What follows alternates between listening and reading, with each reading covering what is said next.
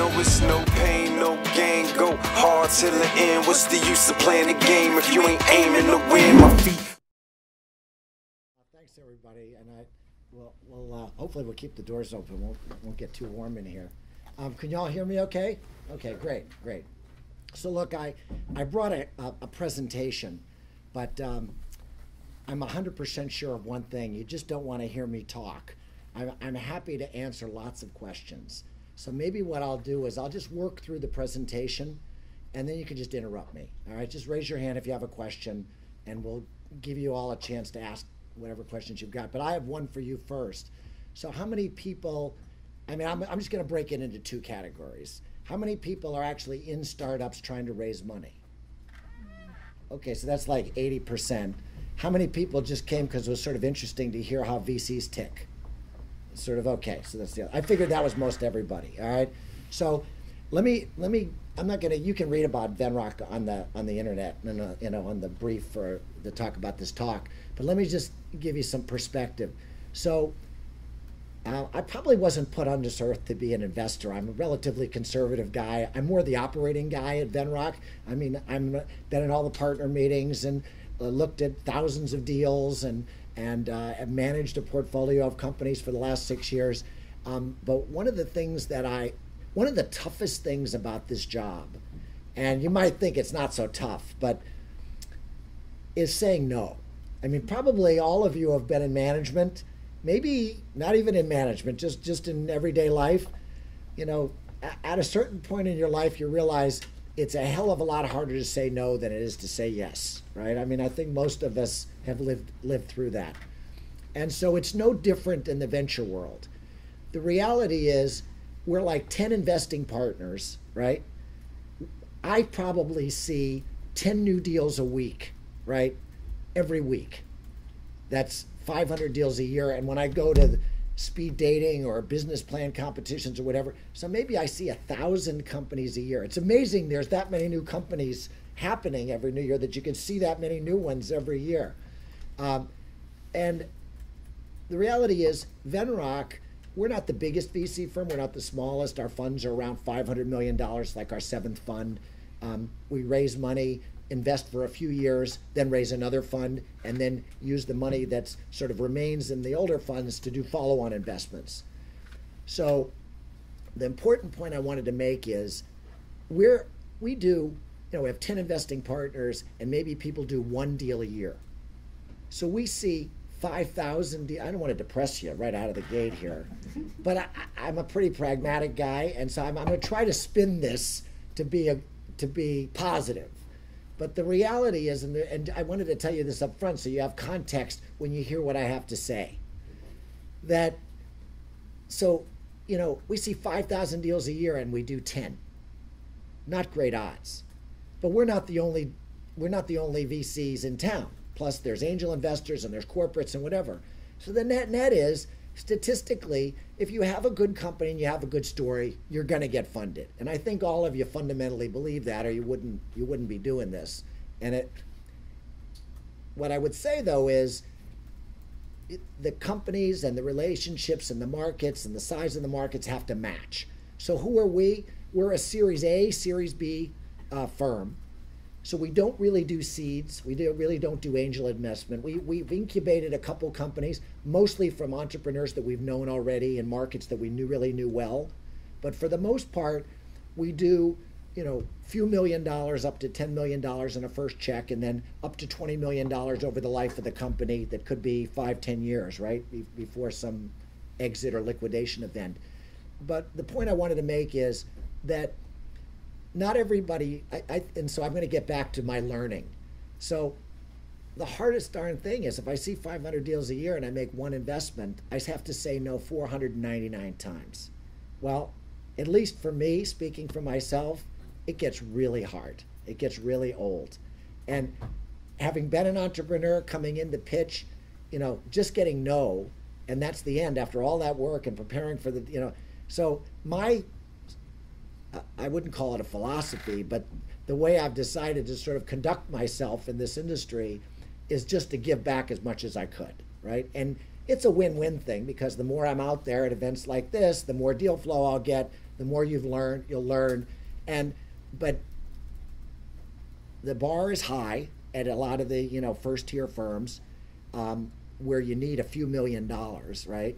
I'll talk tonight about options. Most of them you know already, but I'll kind of give you my view of where the options are. And probably a lot of you here are relatively early, relatively small companies that might not quite hit our threshold of either traction in the market or market size. And I just wanted to say right off the bat, and I've gotten really comfortable with this, it just feels right, that, you know, when you get a no from a VC, it doesn't mean your company's not good. It just means it's not a match. And that's as sincere as I can tell you. It's again, probably the hardest thing that I've had to do in 6 years is have to look at companies that I think are actually pretty cool. They just don't meet our investment criteria. So anyway, so the point is, I'm going to try to talk about the market in general, where the opportunities are. We're always interested in hearing new deals. The one nice thing about working at Venrock is we don't have any rules about what markets, or we do have kind of because of the fund size and the investment thesis, we need markets to be, you know, the $1 billion plus thing. And I can answer that question later after I've talked about why is it $1 billion. It's actually not an accident. I can kind of give you a little quick back of the envelope analysis on why a market has to be a certain size so you can be big enough to go public within 5 to 7 years. It turns out if it's 900 million or $1.5 billion, it's in that zone. Otherwise, just statistically, we've just learned over 45 years, the markets aren't that big, you can't get there. So, all right. What else is a precursor, what I say? Yeah. All right, let's just jump in. So, how long have you been there? I've been there, well, so I was a portfolio CEO for 5 years. I ran a company called CoWave Networks, no big exit, so it wasn't particularly successful. I've been in 5 startups. I was CEO of 4 of them. And the only one that was really successful was the one I wasn't the CEO of. Just for full disclosure.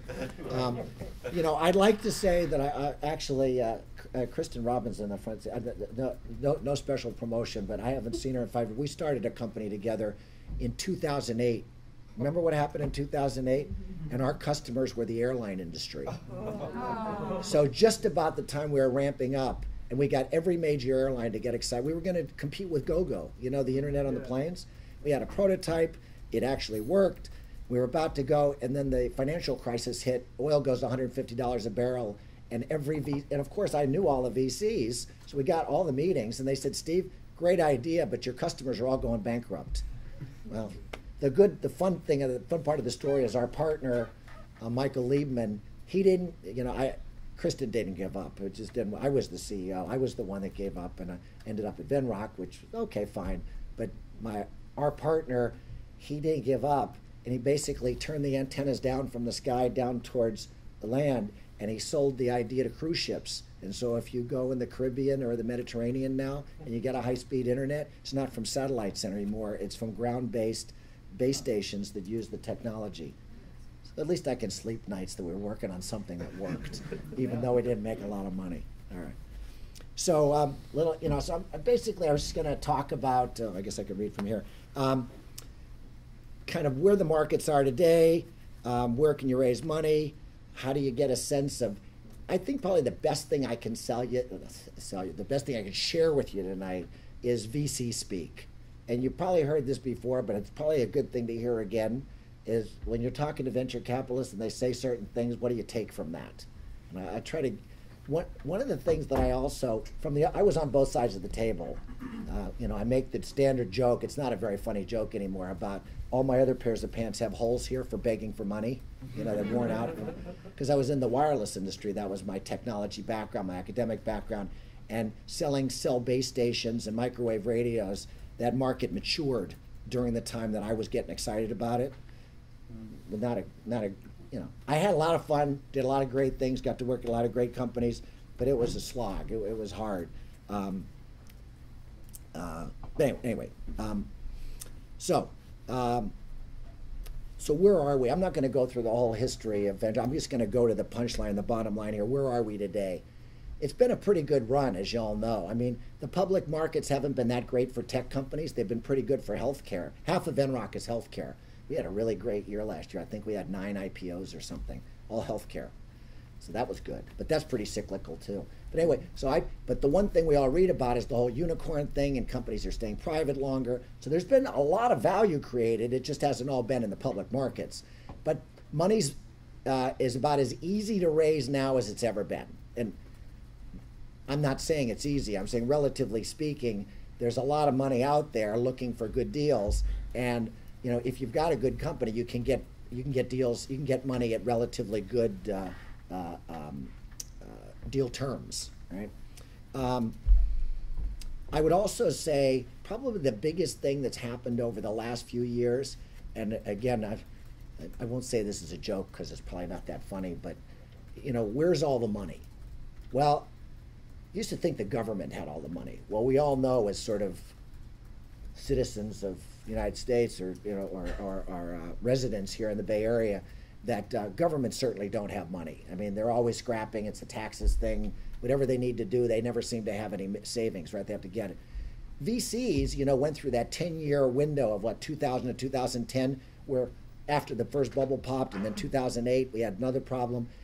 A lot of VC firms closed. In 2000, there were like 1,000 venture capital firms in the United States. There's probably 500 now that were sort of Series A, Series B firms. I know there's a lot more angel investors, but the pure Series A, Series B shrunk by at least a half.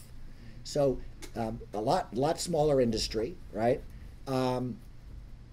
So when I say VCs don't have the money, there's a lot of venture capital money, but what I wanted to point out is there's a flight to quality. The limited partners, the people that give us money, the universities, the public pension funds, the state of California Teachers Union, those kind of people, the ones that give the Sequoias, the NEAs, the Venrocks, the Andreessens, that give us the money, fewer and fewer firms get that money, and the strings are, they're not the strings, but the terms on which that money is invested is just tougher and tougher each year.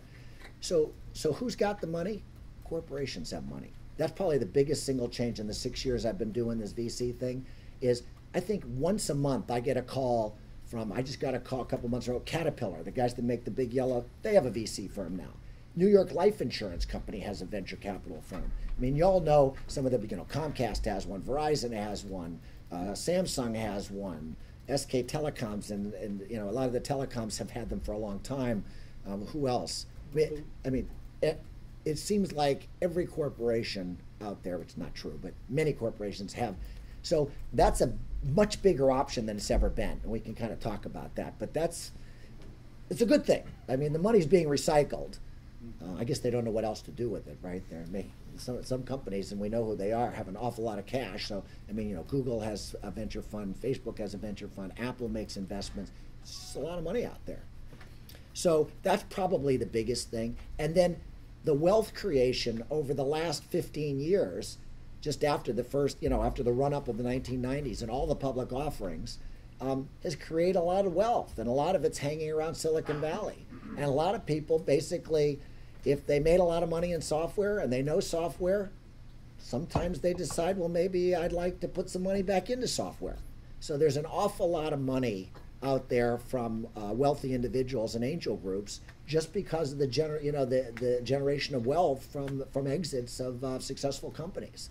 So great for early stage companies. I will tell you one thing though, it seems like in the 6 years I've been doing this and the 15 years that I've sort of been in the early stage community, I still get questions, well, Steve, can you introduce me to some angels? And it's still not an easy thing to do, right? I mean, there are angel groups, Sandhill Angels and Kretsu Forum and all these different groups. And now there's incubators, right? Many that co-working space / incubators that will do a deal with you and give you some money or space for some fraction of your company, which is a great opportunity to get you off the ground. It won't get you that far, but it'll at least get you in the game, and then you're on your own. Sort of like somebody making an introduction for a job interview. You get the interview, and then it's up to you to get the job. And that's kind of where incubators only take you so far. So I would argue, based on 10 minutes ago what I said about it's tough out there and VCs are a little little tricky to get into, and they don't do that many deals, and the bar is very high. There is plenty of money to be had. And the great news, which I think most of you probably know, with the exception of us hardware guys, is that, well, there is Kickstarter, so there's some opportunity to make some money, but to raise some money. But the net is, zero cost of processing, zero cost of storage, zero cost of comms. Not exactly, but dropping dramatically. And just cost of infrastructure, doing things on Amazon, all of the cloud computing services and SaaS services that are services to you as entrepreneurs have made it as inexpensive as it's ever been to start a company, right? So that's the good news. You just don't need as much money. So that's, thank goodness. So not everything works against us all the time. So if the bar goes up in certain areas, the bar's dropped in other areas, and there's at least some balance. I think we just talked about this. So the one thing, the bottom bullet there, one of my silly favorite lines, which is not my line, but it's still one of my favorites. There's always questions about how much of my company should I give away? What percentage should I sell for how many dollars? Should I bring more investors in? Those are all personal decisions. You can ask me questions if you want. I'll give you my opinion. There's no right answers to these things. But what I would tell you is, it's like anything in life. You got to invest something to get something, and generally. And there's no piece of the pie if there's no pie. So if you can't get the company going, it doesn't matter what percentage of you own, right? 100% of a very small thing is not very big. There's people that had 1% of Google did pretty well, right? So obviously that's an outlier. But the point I want to make is, and I would tell you this from me, from not being an entrepreneur, don't be afraid of investors. I'll be clear, you have to do your diligence, right? And we can talk about what that means. How do you diligence investors? But absolutely positively, if it's your expectation to build a big company, the 45 years of Venrock, I haven't been there the whole time. My hair is white. I've only been there 15 years. The 45 years of Venrock will tell you that none of the big companies we've had, none of the big successes, got big on $1 million of investment. They needed more than that. And I'm not telling any of you for your specific companies how much money you should raise. I'm just telling you it takes money to make money, and you just have to recognize that. It's a little scary sometimes, but I think there's more than enough things you can do. And the wonderful thing about the small Silicon Valley, everybody knows everybody, you can diligence almost anything. The time to liquidity thing, these numbers are a couple years old, but they haven't changed much. It's what Dea was saying a little while ago, that there are overnight successes in 5 or 10 years. It still takes a long time for companies to sort of get big. And I guess the moral of the story there is, you need investors that are going to stay in the game with you for a long time. It depends on what you want. I mean, to be candid, if you come into Sand Hill Road VC firms and you say, hey, I'm doing really great and we've got really good growth and I expect to sell in a couple years, probably not the right thing to say for a venture firm that's trying to have every exit being $1 billion or more exit, right? There are other investors that probably don't have that much money to put into a company, and so they don't want to be diluted later by other investments where they can't invest because they don't have any more, and more stocks being printed, and their shares of stock are worth relatively less because there's more shares outstanding. Maybe they'd be happy with an exit at 20 million or 50 million or 100 million. That's just not the mainstream Series A, Series B story. All right. Let's see. Okay. So, so what's hot and what's not? Everybody's favorite line. First of all, a good company is a good company. At Venrock, I mean, there's plenty of VCs out there that are just enterprise software, or just like Harold Schultz, the Starbucks guy. He's got a firm called Maveron and Howard Schultz. I'm sorry. He's got a firm called Maveron. They just do consumer. There's other folks that just do software. There's other ones that just do fintech. There's others that just do healthcare. We happen to do anything, which is fun. Got to see a lot of interesting deals over 6-7 years. But the point is, a company that's got good management, that's well organized, that's in a big market, that's got a differentiated product, that's solving a real pain. A good company is a good company. You're going to get funded. All right, and so I think I've always been a follow your heart guy. I don't know how well that's done for me. I mean, I've done okay, but I've had as many failures as I've had successes because I haven't really followed the money. I followed my heart. I wanted to do what I wanted to do, and I'm not. That's a whole different discussion. I hope all of you are doing things you love, because in this business, if you're working 24/7 all the time, I hope you wake up every day excited about what you do. Otherwise, it gets old pretty quick. Right? So, what's in vogue? So just carrying on from what I said a few minutes ago, anything that's low capex. This has been going on since the last bubble burst, since 2008, maybe since 2000, right? So software companies, it's just easier to build big software companies, get zero cost of, I'm not saying COGS are always zero, it depends on server infrastructure and that sort of stuff. But bottom line is closer to 100% gross margin products where you just basically ship the code and you get paid, right? However, whatever the business model is. What else is hot? Security, the gift that keeps on giving. Security's always been a big deal. It's amazing. I've been in and out of, my background is sort of wireless and security. I've sort of been in and out of both. And it's just amazing to me how security, well, I don't have to say anything. We all know. And that is as hot a market as it ever was. Right? So that's good. Mobile internet, plenty of legs left. We see that. There's another social networking app coming out every other day. I mean, ever since, it was at Facebook that bought WhatsApp? Yeah, 19 billion, right? Yeah. What did they have at the time of the purchase, which was what, a year or two? I can't even keep track of time anymore. But a year or two ago was 400 million.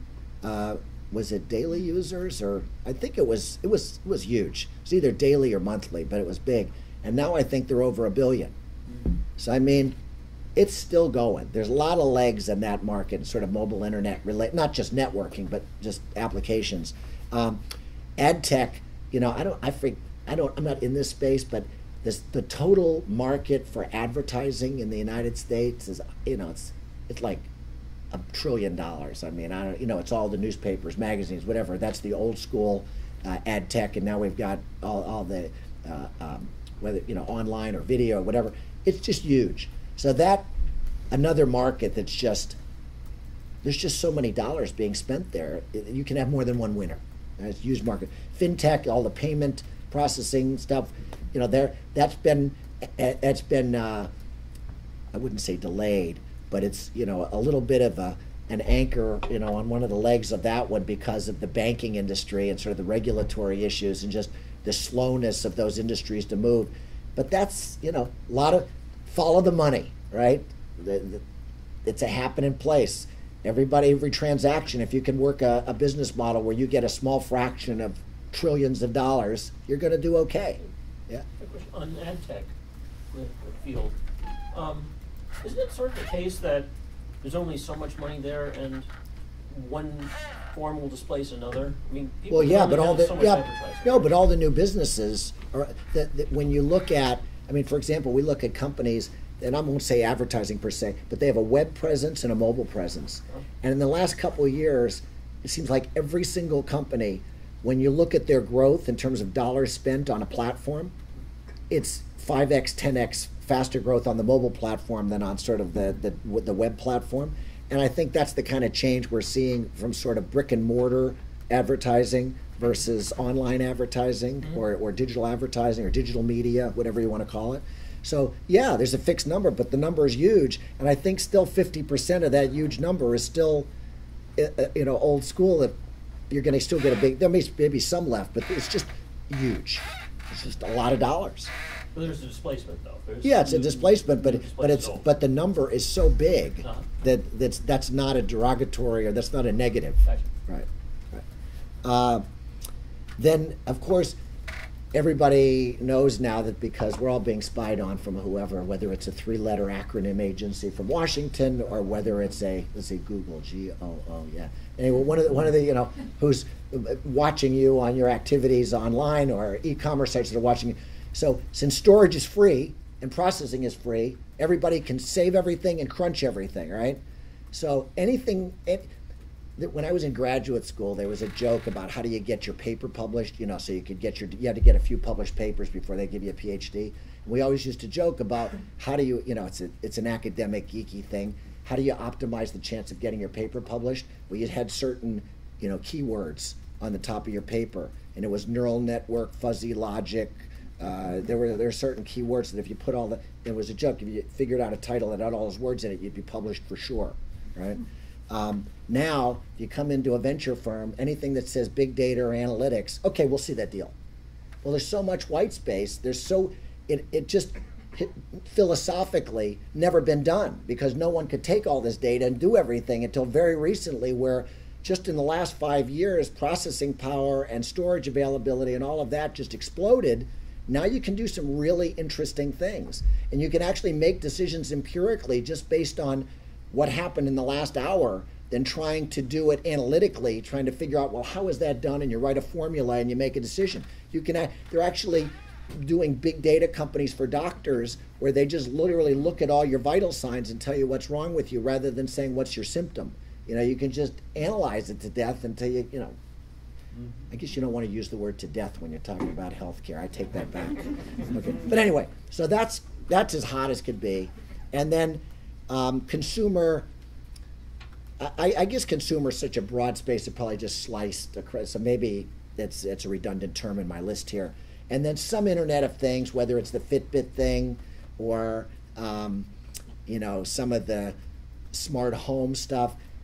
Still kind of a tough market, but it certainly got a lot of press, right? So it's certainly, people will talk to you if you're in those spaces, but I will tell you it's not such an easy sell because one, it's not clear how low the bar is. In other words, there's lots of companies. When I went to CES this last, the Consumer Electronics Show in January, I think there were 200 companies that had wearables for health, I don't know how you differentiate one Fitbit band from the Nike Fuel band from this, and the answer is you don't. That I walked away from that one thinking it's not technology at all. They all have and being the hardware guy, they all had a processor, they all had a sensor, and they all had a comm link, Bluetooth or Wi-Fi or something. So they all have the same bag of tricks. It's all a branding play. Can you sell it to the market saying your stuff is better because everybody's is the same? They're all using the same Qualcomm, Intel, Broadcom processor with the same MEMS vibration sensor or gyro or whatever. In my humble opinion, it's a branding play. Very few of these companies really have differentiated technology. There's some pretty cool things. So, so a little bit on what matters, and I think you've all heard this. If you're in this room and you live in Silicon Valley, you've heard this 100 times. So I don't know what value I can add, except to say, and maybe. So what did I say here? It's no secret. What will get you close. I think this is really important that investors in general, and I'm kind of speaking about venture guys, and I gave you that sort of caveat at the beginning that we're kind of a special group of investors, but fundamentally investors are people too, and it's not that much different than just relationships in your life, right? We only get a month plus or minus a couple weeks. Hot deals we do in a couple weeks, not so hot deals we do in a couple of months. We see you maybe 5 or 6 times. You come and pitch us the first time, maybe we got to a dinner once, you come pitch the partnership, we have a couple of working meetings to understand diligence and get references and make our calls. So put it this way, maybe you could beat me up and say, Steve, that's not a good analogy, but think about going on 6 dates and then asking someone to marry you. I turned out I did that. I got lucky, but I wouldn't recommend it. I recommend it. I knew after the first date, but I waited 6 weeks. But it was a lucky thing. But the point is, yeah, I have a question. So, but the point I wanted to make is that look, you're going to be together with this investor for 5 to 10 years. I know some of you might think, oh, I'm going to do this for a couple of years and exit. But in our world, now I'm speaking for the Series A, Series B guys. We want to build a big company. For us, and I don't know angel investing that well, so I'll just speak for this. For us, we're trying to project what it's going to be like to work together for 10 years based on 6 meetings. It's not an easy thing to do. So all I can say to you all when you're having these kinds of things, first of all, you have to be yourself. But I'm just saying anything that's not quite right, it appears as though you're afraid of raising money. It appears as though you're afraid of hiring somebody who satisfies, who supports one of your weaknesses. Maybe you're more technical and need a management person. Maybe you're more businessy and need a technical person. Maybe you are a little unsophisticated as to how to approach customers, and you haven't really thought that through. Anything that would give us a sense that, oh my gosh, maybe this won't work, you're done. I don't want to, look, I hope that a place like Venrock and some of the other big, that we'd never be rude and that we would give it to you straight. And, you know, sometimes people give it to you straight and sometimes it's just like dating. Sometimes, well, I'd rather not go out again. They're not going to tell you that they didn't like the way you ate your beans at dinner last night. I mean, sometimes maybe it's more polite not to say what the problem was. But I think if we can say it, we will. And we try not to be critical. But the fact is, there's very little to go on. So, you know, clearly the further along your company is, the lower the risk. Now, of course, the further along, the higher your valuation is. And companies like ours, we just make that risk-return trade-off. And now for us, we're willing to pay up because our exits are going to be very big. So, you know, paying, you know, $50 million pre-valuation for an early-stage investment maybe doesn't sound so bad if we truly think it's going to be worth $1 billion in 7 years, right? So it's not. So maybe we wait for your company to be worth $50 million when you've got a bunch of customers, then get in when you're still a small company, and we make that kind of trade-off. That's sort of ours, but it's not unique. It's just. Anyway, you had a question. So, yeah, two quick questions. One is, how do you weigh off or trade off these different elements on this page in terms of personally and maybe as a company or as a firm? And then secondly, in terms of, do you proactively network with early stage companies so that you're further along than 6 states? So that, I'm going to start with that. So the number one is I should have put this on a slide to give you full credit. The number one thing you can do when dealing with Series A, Series B people is engage early, tell people what you're going to do, and then do it. Hi, Steve, I'm Posse. I'm raising money in 6 months. There you go. That's exactly what you do. And, you know, and it's not easy. You kind of have to be willing to just put yourself out there. But the more we see you're doing what you say you're going to do, since we don't know you, it's all about, you know, a relationship. So if the more you can get a running head start on that relationship, it's great. So the earlier the company, the more important the team is, right? Because if we don't have a product to go on, customers haven't touched it yet, what do we have to go on? Your ability to somehow find the money, right? That you'll pivot and you'll keep finding it. So we don't do real early stage stuff except with people who have been CEOs for us before or whatever. It's not unusual in the big firms. They don't do, some do seeds. Some have special seed funds, but they're really designed not so much to make money on the seed fund, but to feed the other fund and as a deal flow. It's more of a marketing mechanism than it is sort of a, let's get in early so we make more. It's kind of not the model. Yeah. So what does like a previous CEO have exactly? What are the most important things that they have that like a non-experienced guy doesn't have that makes you trust data? Well, you know, so I got off the track a little bit when I was saying it's well, I told you some good stuff, but here's some more good stuff, is that it's nothing more than you yourself would want to know. What do they, and I'm going to use my dating analogy because it's actually really, really good, is that, what do they say? Travel with someone, you know, before you get too far along, because if travel is stressful, so you get to see someone who's, so we want to see somebody in as many different circumstances as we can. Well, if somebody who's an experienced CEO and we know they've been, you know, close to, you know, their company has been close to death and they pulled a rabbit out of their hat and pivoted and raised more money, wow, that's a pretty scrappy. So it's one less thing that we have to put on the risk. So it's nothing specific. It's just anything that we can look at and say, wow, that person's going to react like that in that situation. Yeah, sounds pretty good. So there isn't any, look, the fact that someone's done it once before is a nice thing. Being a first-time entrepreneur is just harder, right? Because you just don't have as much to go on. But what I would say is, then everything else becomes more important. The kind of people you hire, your ability to hire other great people to follow you. That's a real big deal. If you're going to build a big company, you're going to hire a lot of people. You're going to hire a lot of executives. Well, if we see early on that your first 3 or 4 people that you've hired are pretty impressive and they're following you and your teammates, ooh, that's pretty good. So it's that kind of thing. So team turns out to be, and Venrock turns out to be even more important. Even later stage companies, we're very big on the CEO.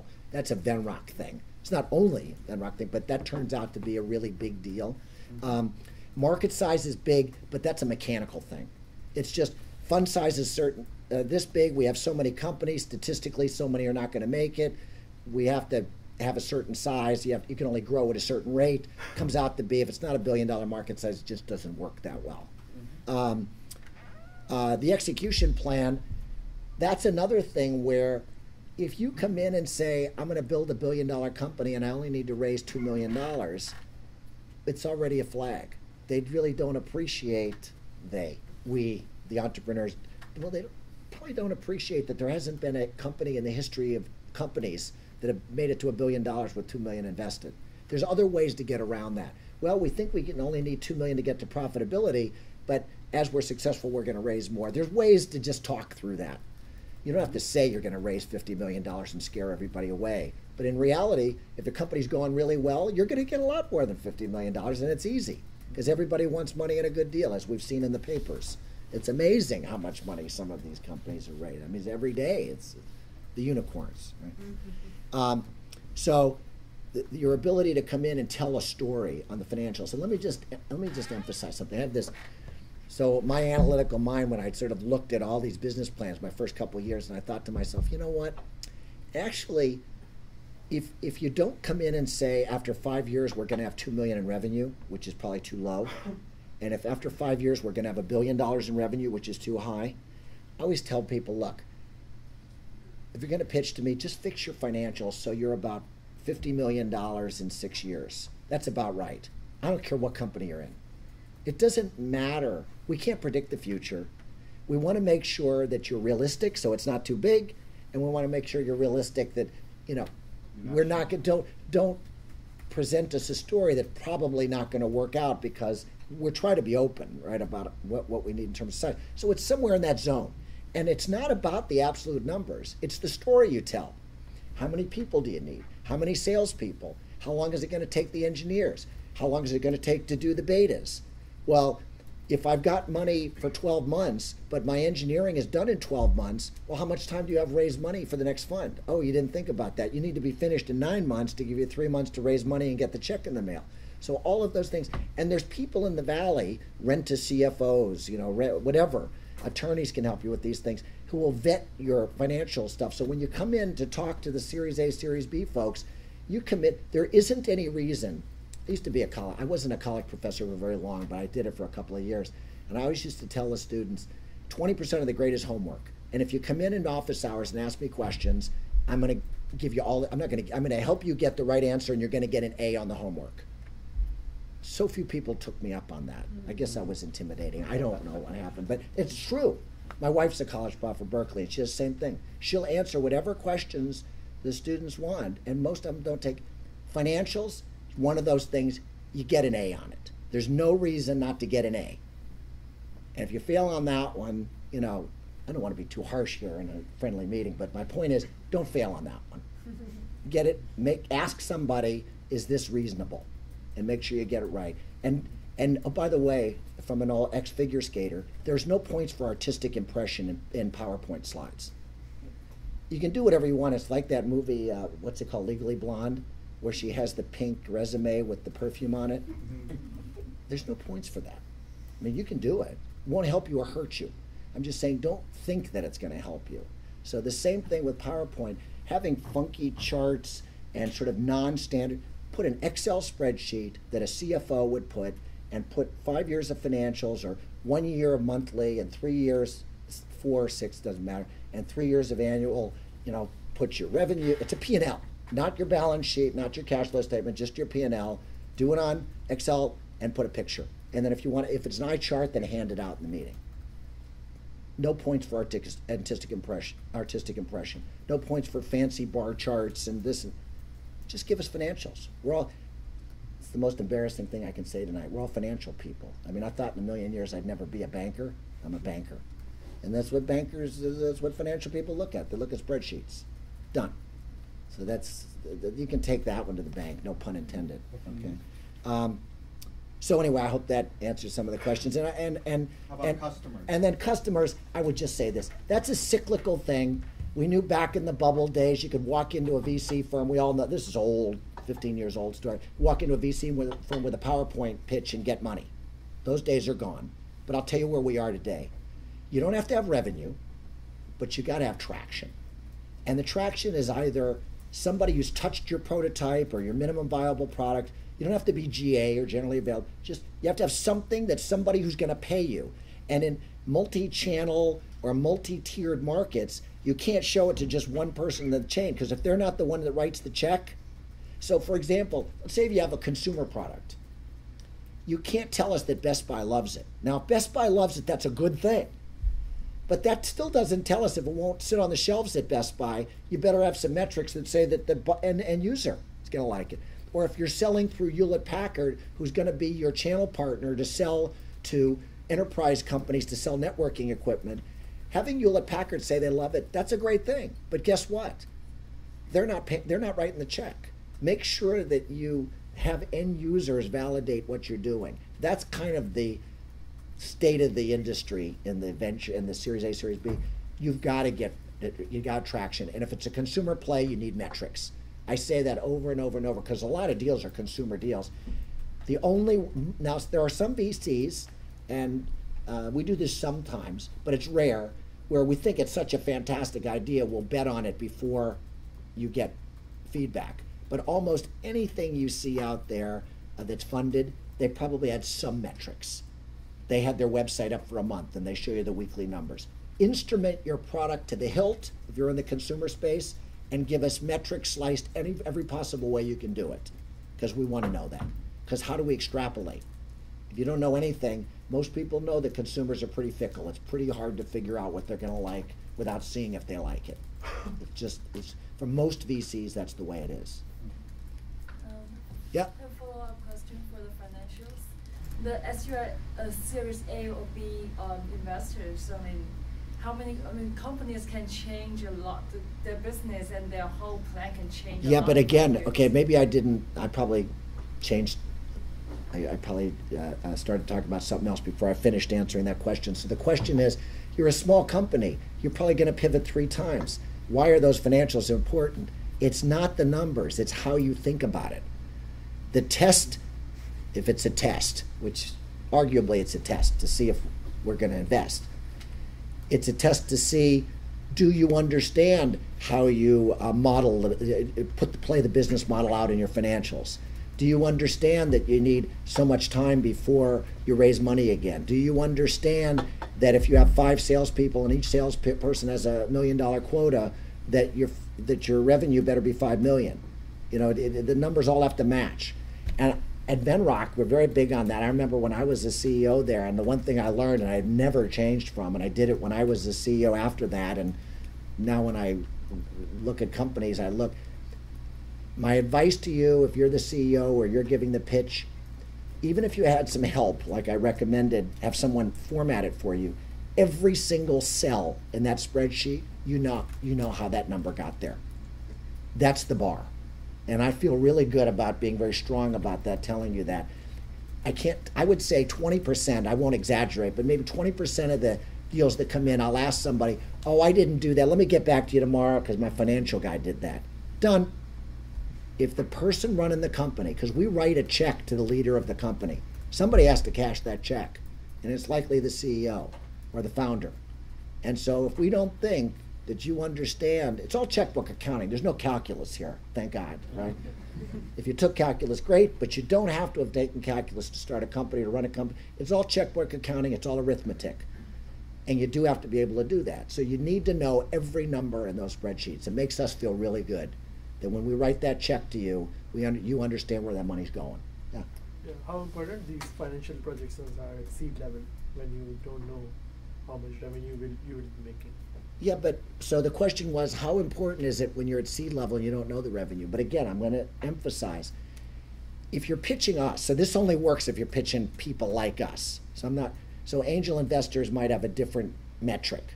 But for us, if you're, let's say, a very early Series A, right, and you've got some good traction and you're only 3 people and whatever, so you don't have much, if you can't tell us the story on how you're going to be a billion-dollar company, we're not going to invest. We're just not. So you have to run some financials. Now, we're going to say, oh my God, we don't say this actually. We would say, well, obviously these won't be the exact financials, but if you can walk us through, well, here's one scenario. That's really what the best way to, this is a scenario. And you get to practice. Because in a couple of years, hopefully your company's doing, then you really have to do, then you have to fill in the boxes. So you make up numbers. Make up numbers that make sense, that you have a story to support. And it's the story and the way you tell it that matters. So we're telling you that we understand numbers is what you're looking for. That's Or pretty. Or we can do math. We're investors. Yeah. So there's obvious margins and things that you should be expecting should fall out at some point along the way, and that there's just things that having at least thinking through that business, that you should be able to build into whatever those financials are that you present. Is everybody comfortable with that? Yeah, sure. Yeah, I'll keep this quick. So I was just curious, for the last 3 to 5 years, the deals that you guys have done, and minus the ones that you've incubated, how does the closing process run down in terms of how many other tier 1 investors do you see at the table? So the question is, when we do deals, are there other tier 1 investors? So if it's the first institutional round, it's for Venrock, if we're going to build really big companies, we kind of like to have as much money around the table, as an expression, as many investors as possible in the earliest rounds, so you have the same incentives, because later on, somebody comes in late versus early, they want to stick around versus the early guys are ready for an exit. So we like to have as many big investors in early. So we generally syndicate, which means we like to at least split it with one other person. So most of our deals are syndicated. Not always. Some firms out there, they're happy to write a $10 or $20 million check and be the only ones in. The problem is if the company doesn't make really good progress, then that firm is going to have to make a decision on keeping the company going or being the only one to write the next check with all that new risk. So we kind of usually like to share that. And so is it a challenge to get them to take your money? Is it like a what? Is it a challenge to get them to take your money? Or are you taking between different VCs that all want? You mean how does Venrock partner? Well, no. For the investments that you do make in in recent years, how many of those investments, those companies are also seeing term sheets from other VCs tier 1 Oh, VCs? okay. So that's a great question. So of the deals that we do, how many of them got term sheets from other? I would say 99%. In other words, there's been, remember, I guess there's always jokes about VCs, and it's just I've been on the other side of the table about lemmings. If everybody chases the same companies, I have a different view now that I've been on the other side. It's not that we only want to do a deal because Andreessen's in it or because Sequoia's in it or NAA's in it. It's because they have the same, the Series A investors have the same models, the fund size are about the same, so we look for the same things. So we all see the same things. So it's not an accident that some companies have 10 term sheets and some have none. It's like houses on the market. If you're a good, well-priced house in a good neighborhood, you're probably going to get a lot of offers in a good market. And if you're priced too high, you're not going to get any offers, even if it's a great market, because everybody sees, it's a 6-bedroom house in a neighborhood and everybody's got 2 bedrooms. And how are you going to pay $5 million for a house when every other house on the street is $600,000? You're not going to do it. It's not going to happen. It's the same thing. We're seeing this, all the other things I said, that's what happens most of the time. If your story is good, you'll get more than one term sheet. When I say good, it's all the things that we've been kind of talking about. It's not an accident. And it's not like one guy liked it and everybody else follows because they didn't trust themselves. That's actually not the way it plays out. Because we do, all the people that lead, Venrock typically leads, Sequoia leads, NEA leads, entries, all the guys that lead, we all do our own diligence. We just happen to get the same result. So we all go after the same ones, generally. There's been a few, to be honest with you, we'd love it not to be that way because the price goes up. So we're always searching for younger companies and trying to push our model as low as we can so we can get in earlier. But that's it, that's our problem, right? That's our challenge. Yeah. When we have too many term sheets, how do we choose the VC? Well, that's what it. We all want that problem. Yeah. Well, let me give you the most candid answer I can give you. At the top tier, I don't think there's that much difference. And it's like anything else. It's just like a law firm. I'm not sure how many of you experience it. It's just like with lawyers. You're generally not hiring the law firm. You're hiring the attorney. And same thing with VCs. You're not hiring is not the word. You're not partnering with the firm. You're partnering with the partner, because that's who makes the decision. Because for the most part, the venture community is pretty. There's not much. We're not corporations. They're partnerships. So I've lived in corporations my whole life, except for the last 6 years. The fact is, you can pretty much do whatever you want. You can't call your partners bad names during the partner meetings. You have to behave like like a good citizen and whatever. But for the most part, you can do whatever you want because there's no hierarchy. Everybody's the same. Some people are more the same than others, depending on how successful they've been in the marketplace. But that's philosophically the point. So you're really looking for the partner. And so then you say, well, if you get 6 term sheets from 6 different partners, which is a great situation, not unusual, but doesn't happen that often.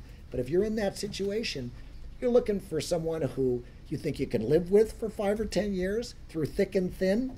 And when you miss your numbers, they're not going to be all over you. They're not going to be living in your office. They're not going to be calling you every day. They're not going to be not calling you every day, and you call them and you can't find them. They have knowledge of your market. They have a good network.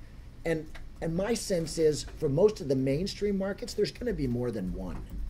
And so I think most of the top tier firms that I've had myself, I don't know, 10 or more firms as investors in companies, maybe more, that I've run. And for the most part, they're very bright people. They all behave generally the same because they have to work with each other. I mean, there's outliers, but that's another reason for having more than one company is they play off each other. It's better to have more people in the boardroom as early as possible so you get multiple points of view. So that would be my answer, is that VCs would love to have you think they're more differentiated, than they are. And yeah, there are slightly different models, but I think you get the right person on the board. And I have another philosophy just about boards. I've been on about 15 or 16 boards now between my own companies and then Venrock portfolio companies. And what I would say is, it's like, I have all these analogies. I probably bore you with my analogies, but it's like I have 2 kids. I'm just about, in August, I'll be an empty nester. The second one's going to college. But the thing about kids in school, there are some kids that are so bright, it doesn't matter what school they're in. They're going to study at home, the parents are going to have a big impact on them, and they're going to do great no matter where they go. They're just going to do well. They just got a lot of horsepower. And there are some, unfortunate situations where kids just struggle. And no matter how good the teachers are, they're just going to have a hard time, and they're going to have a hard time getting through school. And then there's the ones in the middle where good teachers matter, right? And I think the same thing with boards. I think if you've got a great story, and we all know the companies that are in the newspapers, that Ubers of the world, the board doesn't do anything. The board has a Rolodex. The board is an oversight to make sure financially things are good, representing the investors. I'm not saying they don't do anything. They provide an opportunity for the CEO to and the management team to talk things out. But the net is, the best companies have the best management teams, and they know what to do.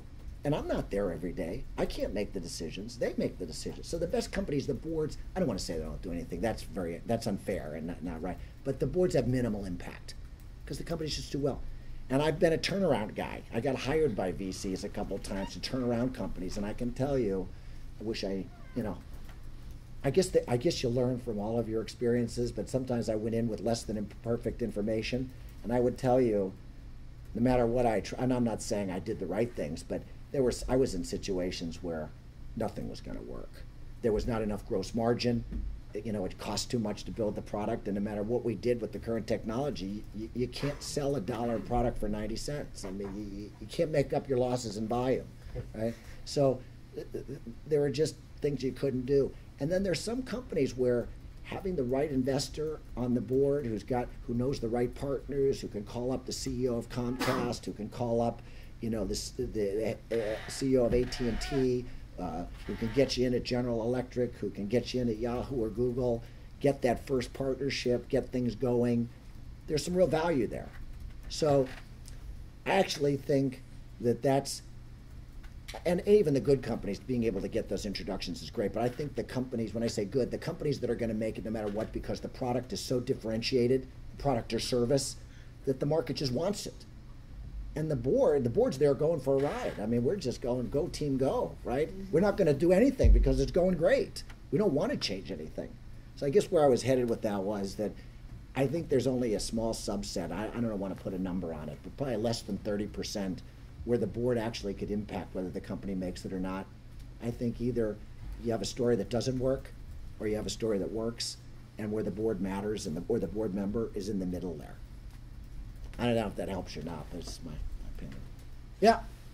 Has there been a time, especially since you're looking at companies earlier and earlier, so there could be a team that's really good, there's a product that's really promising, but they just haven't figured out the billion-dollar story, but maybe there is a billion-dollar story. Right.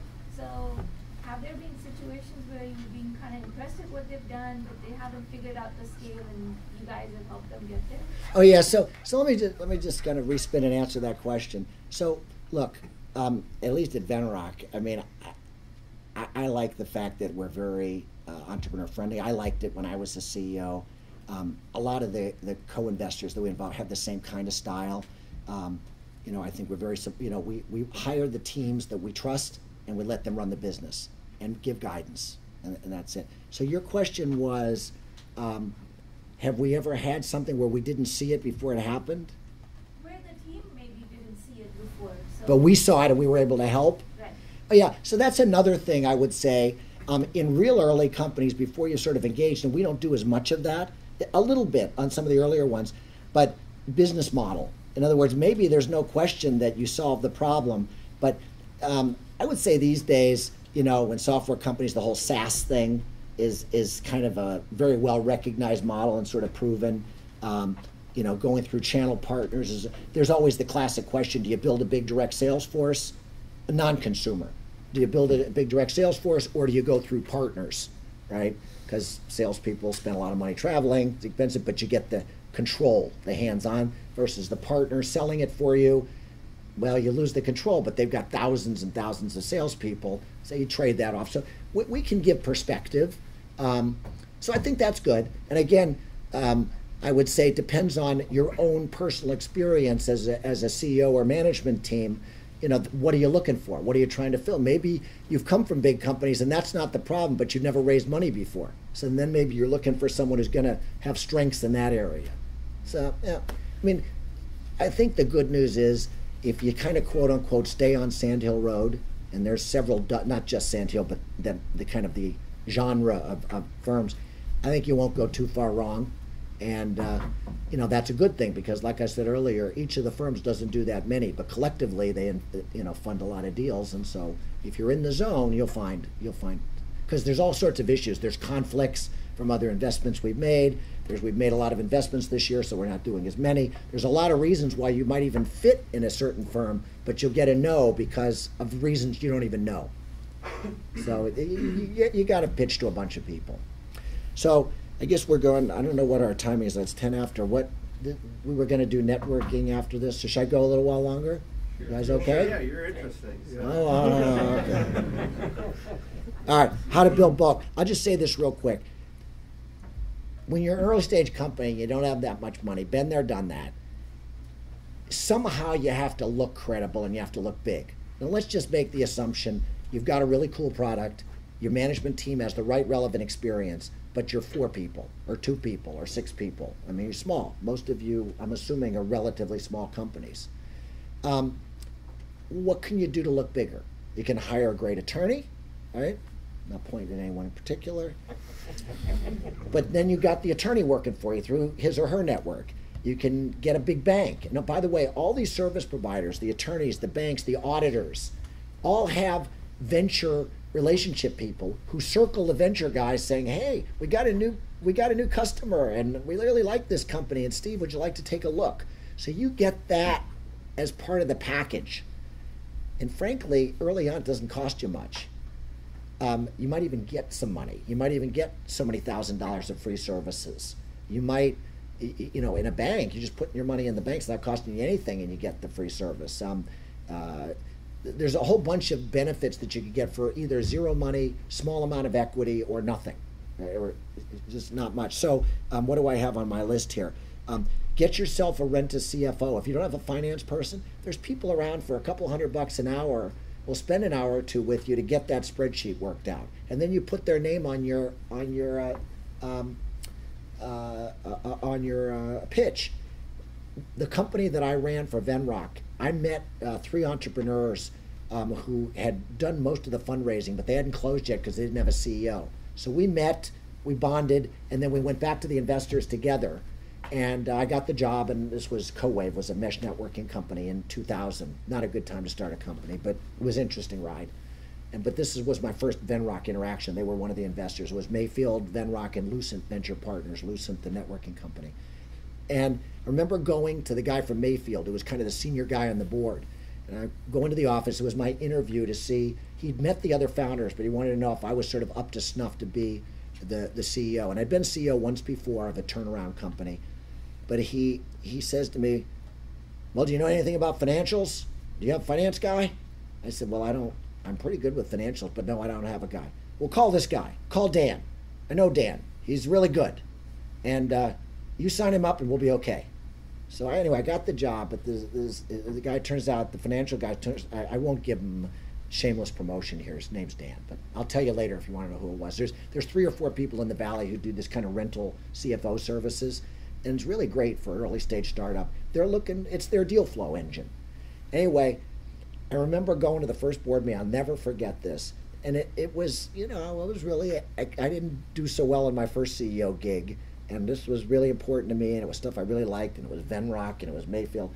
And so I come to the first board meeting and there's Dan sitting right next to me.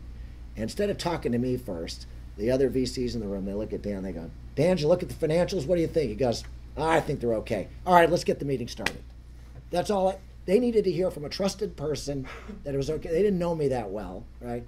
And I'm probably exaggerating a bit, but it's kind of the way it was. The investor was a bit of a kind of a tough personality. Turned out to become a very good friend of mine and was very supportive of me. He had been an operating guy before. He was a VC, so he really understood when I was living, and he knew this finance guy really well from another life, and having someone in the room that the investment community knew and trusted just was great. Because and that's when I told you I learned every number and whatever, and I still work with this guy today. And it was just like I said, it's the 20% easy A. Right? You just get somebody like that the investors know, just one less thing you have to worry about. Right? So, yeah, let me just finish. So the punchline is, get yourself a website, get yourself some references, build an advisory board, anything you can do to bulk up. A lot of these things cost you almost nothing or very little stock, and I can talk to you about how to do some of these things. It's very worthwhile in almost every case. Not every case, but in almost every case, make yourself look as big as you can. Yeah. Yeah, I'm wondering, so when you are looking for a finance guy, apart from the account. Or gal, finance guy or gal, yeah. Like what else are you expecting from them? What kind of experience and what kind of background they were expecting? All right, why don't we take that offline? We can talk about that. The question was what kind of background. That's sort of a second order detail. For this crowd, I just want to say you want an experienced finance person to sort of bless your financials. Yeah. Oh, you also want to select a bank. In terms of select a bank, I got advice. People were saying Silicon Valley Bank is supposed to be really good for. Yeah, well, there's a bunch of banks in the Valley that are good. I mean, Silicon Valley Bank has obviously one of the biggest names, but I can give you names of half a dozen others. They're all half a dozen good ones that circle the Valley looking for startups like yours, and they offer competing deals, and the deals change, but they want to be your banker when you go public, and so they start early, because once you've got a bank, the changing costs are very high, so they get you young, like still in kindergarten as an entrepreneur. So sources of funding, I think we've talked about this. Know your investor, talked what it takes, just patience and confidence. One thing I'll tell you, in our world, we're investing in you. We're investing in your company, your team, your product, not a representative. There are lots of brokers and bankers that will raise money for you for a fee, It's one thing if you live in Omaha, Nebraska, or Miami, Florida, or Charlotte, North Carolina, where there aren't any VCs, people have no contacts. Maybe it makes sense to hire someone who has contacts in the Valley. But if you're here, there's no reason you can't go to your attorney, your banker, your auditor, your rental CFO, whatever. All these people have a list of guys like me who will just, oh, interesting deal, I'll take a look. Costs nothing, right? So I'm not saying that having someone help you raise money is a bad thing. I'm just saying that in general, and there's exceptions, in general in Silicon Valley, there's a high value placed on entrepreneurs and founders that can tell their story and not someone else. Because I know a lot of people who are in the money raising business, and some of them are great. Most of them are great. I have a lot of friends that do this. I'm just saying, if you had your druthers, my advice to you is to do as much as you can. I'll soften it that way and say, you got to own it. Having someone raise money for you, if you're looking to do multiple rounds of funding, establish yourself as someone who can raise the money. If you can do it, you should do it. If you can't do it, it's one thing. But if you think you can do it, school of hard knocks, just do it. Jump through the hoops. It's not a pleasant experience, but you know, it's just I mean, it's not supposed to be like Shark Tank. I don't even watch that show because it makes me uncomfortable and unhappy. It's not the way it is. It just isn't. This is a collaborative thing. We want your deal. We want you. We're selling as much as we're buying. Okay? Just think about that. So out of the last few deals that you made, could you describe the first meeting? How did that happen? How did they form the first contact with you guys?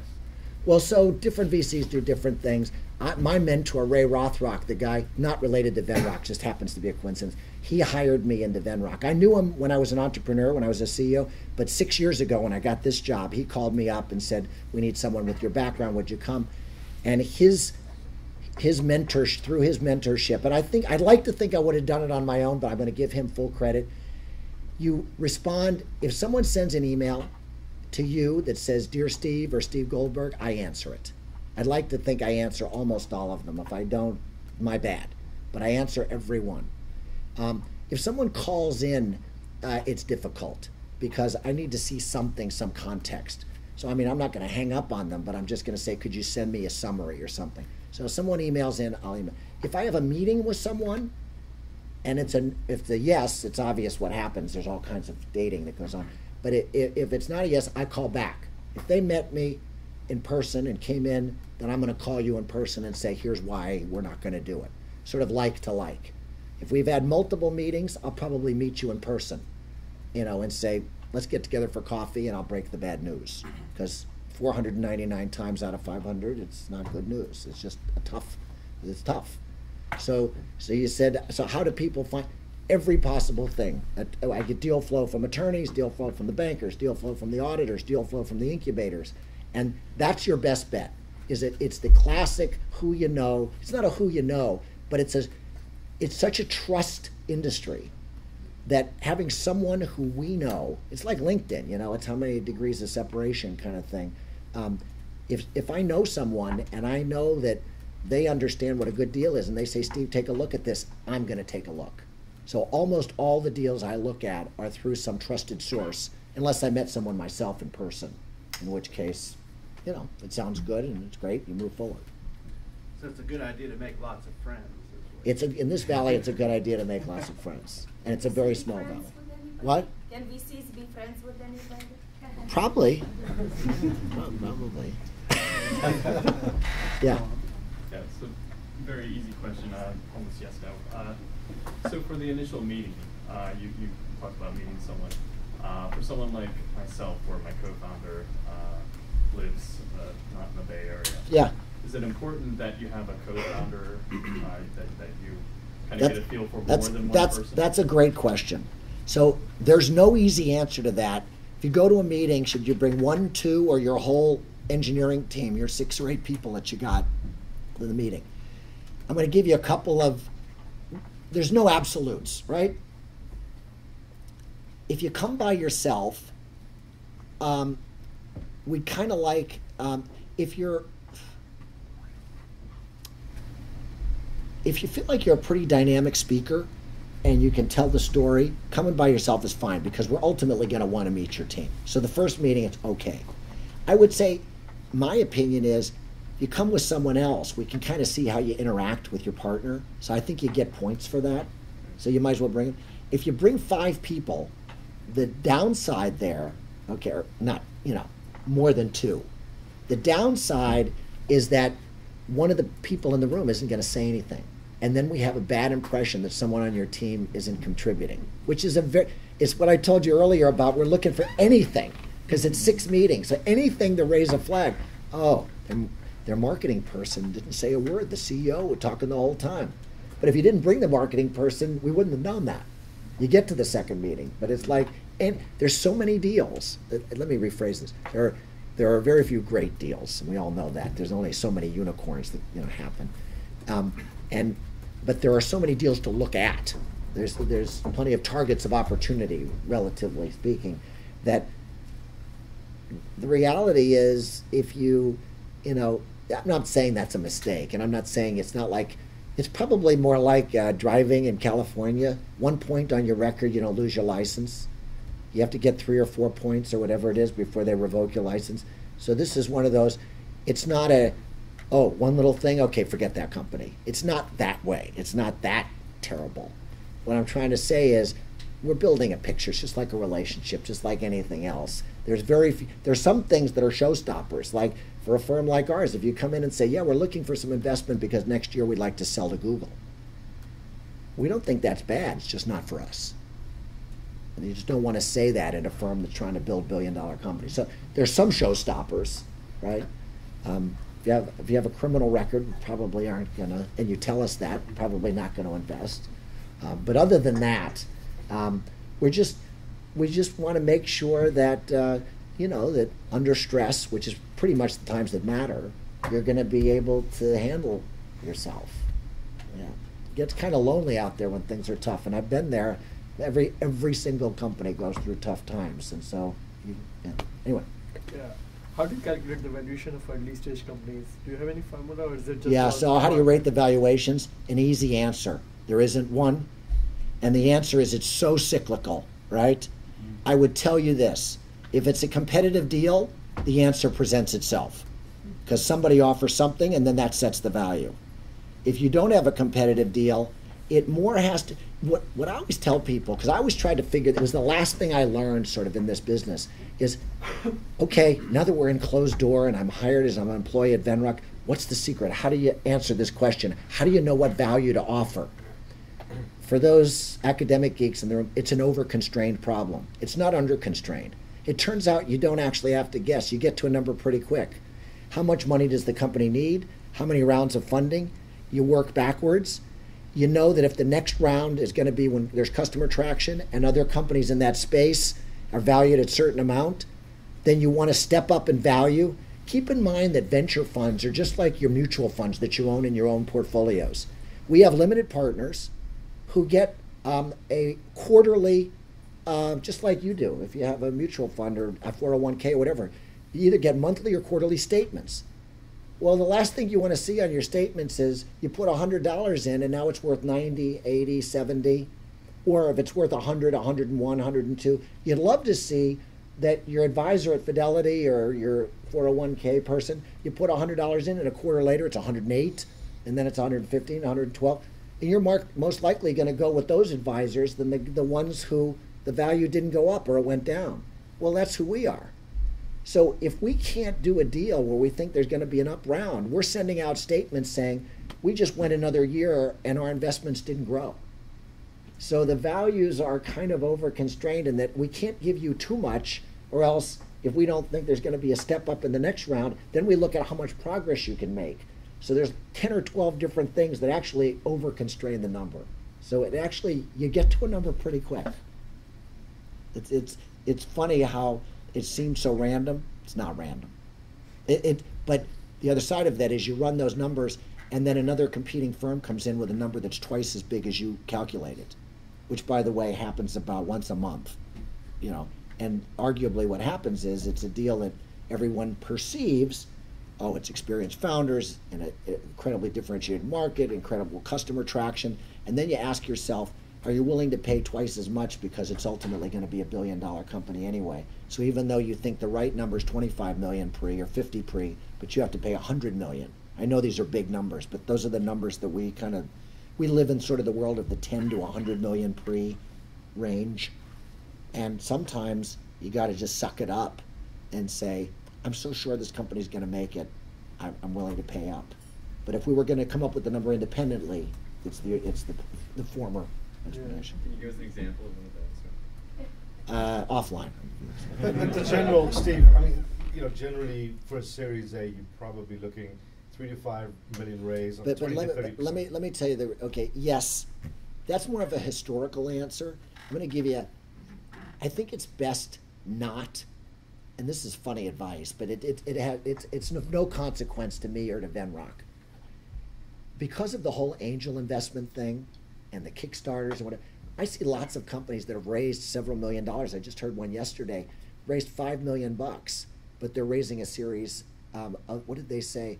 They're raising a Series A, but they've already raised $5 million. Well, once somebody tells me they've raised $5 million and they don't have institutional investors, I have a lot of questions. Did you need that much money? Was it one of our favorite hardware companies that just needed that much money to build what they were building? Or did they try a bunch of different things and pivoted so many times, and now they're down the road with this idea, but they spent a lot of money? I want to know, because why weren't the VCs all over them earlier, right? So the amount of money and the series, more and more I feel like are uncorrelated, and there's so much money today, so it's cyclical. And today in the market, there's so much money. People have series, a seed, and then there's a Series A, and then there's a Series AA, and there's no set rules. I have some stuff in my slides here about, what makes a Series A, what makes a Series B, what makes a Series C. It's pretty much just what you'd intuitively think. You're early and you don't have anything. Seed, you've got a product that people have touched. You're an A. You've sold a few, but you haven't built your sales force. You're a B. And you're a growth company, and you've got 10, 15 million in revenue, and now you just want to blow it out, and you want to raise $50 million to do it in every city in the United States. It's a C, and so on and so on. There's no rules. It's that kind of flow, but where it cuts out, I mean, I've seen $20 million A's, right? And I've seen $3 million C's. I think you get in trouble, but I think you can generally tell people, if you've had institutional money before, then you just count the number of institutional rounds, because the stock has a series number on it. It's an A, B, C, D, E, F. This is the way the lawyer says. Is that right? I mean, it says a series. But if you haven't had institutional investors, but you've raised money several times, the first round might be called an A, but it may not really be an A. So I wouldn't, punchline, have your attorney help you with that. It's not something, you don't even get graded on that. It doesn't matter. You just characterize your company. The investors will quickly give you a sense of where you are. It's a non-issue. Another quick question, just out of curiosity. Answering separately for healthcare and tech, in like a given year or even just like a 5-year period, how many unicorns would you guys miss? Like miss as in not that you did the diligence, you didn't like it in the past, but as in you just didn't get into that round at all, weren't invited in, or just didn't know it happened? Boy, it's like he's a plant. That's a really good question. He wants to know all the dirty laundry. So I would say this, that, look, I tell this to entrepreneurs all the time. We're not a philanthropic organization, right? I'd like to think we're all nice people, and I truly believe that, or I wouldn't work there. And I was the CEO at Venrock. I love it there. I think it's the best VC firm. I told you there's lots of good ones, but I'm very fond of Venrock. And I like the way, when I always tell people, what's really cool about Venrock is now that I'm on the other side of the curtain, when the entrepreneurs leave the room and we're talking about them, it was as if they were in the room. That makes me feel good, right? That's what you want. But anyway, so it was a different question. The question was, how many have we missed? Look, the answer is, there's all kinds of reasons why you'd miss one. I mean, I'm trying to, like the WhatsApp thing. Every VC in the world, angel investor, everybody in this room, how'd you have liked to have had $1 in that one, right, early on? I don't even know if I don't know the story. I tried to find, but I don't. There's a guy from Sequoia that I guess got involved real early. I mean, the bottom line is, what a great investment. Got involved. I don't know if he was the only institutional investor when he got in at that time, but it probably wasn't publicly marketed. We got in on Nest, but we were in the C round. We would have loved to have gotten in that one early, but I don't think we got approached. I don't even think it was on the market. It's like, again, the house analogy. Some markets and some neighborhoods, in some times, the house never makes it to the market. The realtor says, "Oh, I've got a buyer," and it never shows up. So you're a great investor. You're an all cash buyer, and you'd be great. Well, guess what? You never even got a shot at it because it was such a great deal. Whoever saw it first, they had a friend who was a serial entrepreneur. They had old investors from the old, not old, but they had previous investors that they loved. They just brought them back in. We never got a shot. So, I mean, we've had our share. Venrock's got a great name. We've done very well over the years. But the bottom line is we won every single one of those, but we just don't see them all. I mean, so all of the things I've been talking about tonight, we just do everything we can to maximize the number of big ones, right? But it's not something philosophically that you can change. There is an argument. There's different ways to invest, even for us. I mean, how do we throw a bigger net to see more deals? Well, if we throw a bigger net to see more deals, we have to do more diligence, and then it gets noisier, and then maybe we see one right in front of us, but there's so many people in the room, we don't really see it. But if the net's too small and we get to spend a lot of time with you, then maybe we should have been looking just slightly over here and would have missed Uber, which we didn't do. So great question. There's no answer. I mean, the fact is, we optimize as much as we possibly can to make as much money as we can. That's the thing. I don't think it's shocking to me, but it is a reminder to me that there's only one metric in the job I'm in. There's a fund return number. Just like as individual investors, you look at, oh, I'm going to invest in Fidelity, something fund. Oh, they returned 18% last year. And arguably, well, was that a good year or a bad year? Or is the guy that was running the fund last year that did 18%, is he there this year? You have to ask a few more questions. But the punchline is there's one number. Maybe there's IRR and cash on cash return. Maybe it's divided up a couple different ways. But this business it's not about picking the best companies. It's about making the most money. That's how we get measured. Because the people who put money in us, we're just an asset allocation. For the University of California, or for the California State Teachers Union, or for the Museum of Modern Art in New York, or whatever our LPs are, all they're doing is what we all do with our own money that we invest. How much do we put in the market? How much in bonds? How much in alternative investments? And these big institutions put 3%, 5%, 7% in early stage venture, some in private equity, some in hedge funds. And all I want to know is, did we make money? So, it's not a bad thing. It's just the reality. And so when you're dealing with folks like us, you have to keep in mind, that's the one thing I would leave you with, because I know we're running out of time. But the one thing I would leave you with is and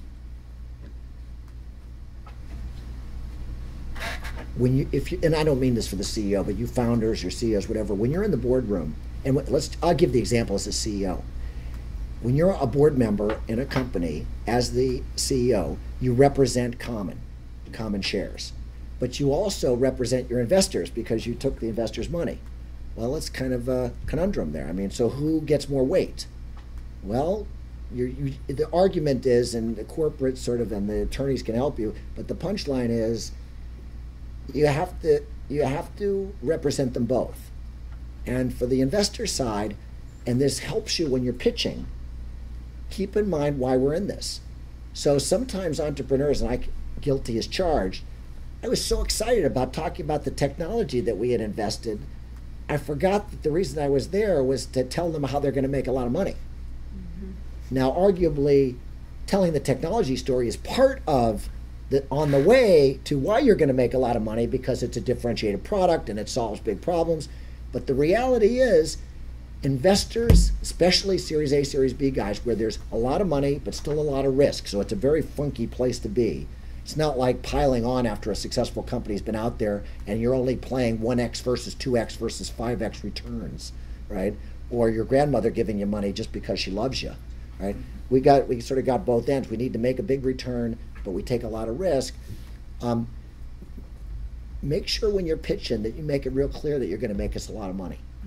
And I know that feels kind of like you're selling vacuum cleaners door to door, but there's some component of raising money that's exactly that. You need to somehow figure out how to tell your customer that you're going to make them happy. And what makes us happy? Sort of one thing, is we make money. And it's a little cold, but it's since I've told you I wasn't put on this earth to be a VC, and I don't mean it as a bad thing. It's just a reality. So you said earlier how like bringing in the numbers is partly about just like making you understand that we're able to handle the numbers, but like telling the story about how to get to a $1 billion company. How much is that really about you guys believing in that specific $1 billion story, and how much is it about me just being able to like, look you in the eye and tell you that we can scale? By the way, it's not $1 billion in sales, $1 billion in value. Yeah. So we all know there's companies out there losing money that are worth more than $1 billion. There's companies out there with no revenue, right? So it's value, right? So the answer to your question is it's all of the above. We don't have to believe that you're going to be the CEO when it's a $100 million company going public. That's not the problem. We need to feel that you can get close, right? The worst thing, and this is another thing that I feel really good about now that I'm sort of a VC. I guess the honeymoon was over a long time ago, so I have to accept the fact I'm a banker. But the reality is, it's a very risk-averse industry. Just like you'd think banking is risk-averse, the venture industry is very risk-averse.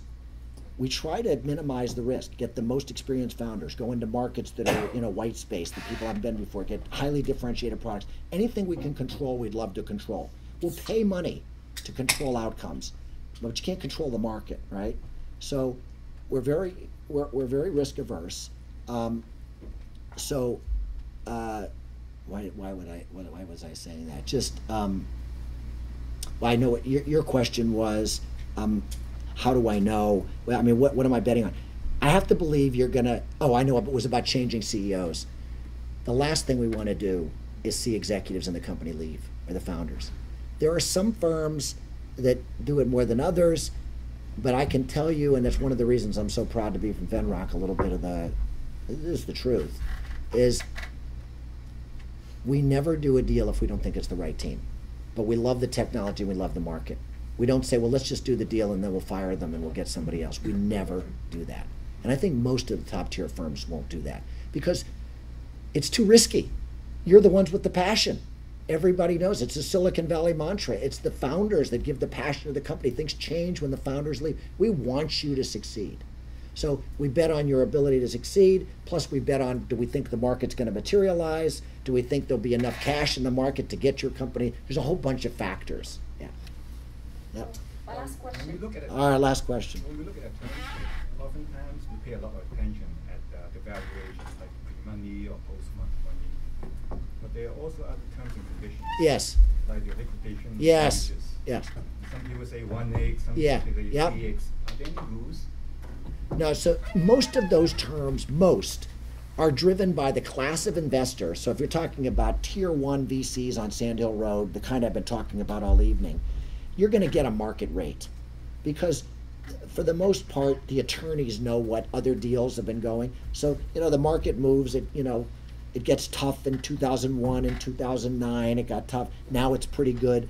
So most of the terms you're going to see are market terms. And you just have to validate with the attorneys because they're doing a whole bunch of deals. Mm-hmm. So of the last 5 deals you did, were they 1x liquidation preference? Was it paid dividends? Was it, how was the board created? You can negotiate anything, but you're going to get 90% of the terms are going to be kind of market terms from the mainstream guys. Now, arguably, there's 2 exceptions that happen more regularly. One is you are so highly coveted. I wish this for everyone in the room, that you command everything. And you can say, I'm only going to sell you, 11% of the company for $100 million. I'm making up numbers for some ridiculous number. I'm going to sell you 11. You are not going to have a board seat. You can't fire me. And if the company's good enough, I've seen deals where people are so excited and so sure the companies are going to make it that the VCs will give deals that they would never give in anything else because they just want money in the deal. Then there's the other side where you can't attract tier one investors, and you get other investors that are kind of more like, we're going to invest for a couple of years and then flip it no matter what's going on. We just want 2x our money and we want out. You're going to get deals that are heavily investor friendly, where you have to have such a big return or else they get 99% of the exit or something. And so I would say the mainstream for most of you, your attorneys are going to tell you what market is, and you're going to go with that. And then you're going to pick one or two terms that you're going to say, well, I'd like a little higher valuation, or I'd like to sell a little bit less of the company, or I really want 6 people on the board, not 5, or something. You can negotiate some terms. It's kind of unusual to negotiate every term because most of the terms are pretty vanilla. And we strive for that because it's a win-win thing. There's no reason for us to push so hard such that a year or two down the line, you look at when things aren't going so well, and you go, geez, these guys are going to get everything. Well, if you ever feel that way, you're not going to do well, and then we're not going to do well. So there is an argument that says the better investors recognize that only win-wins work.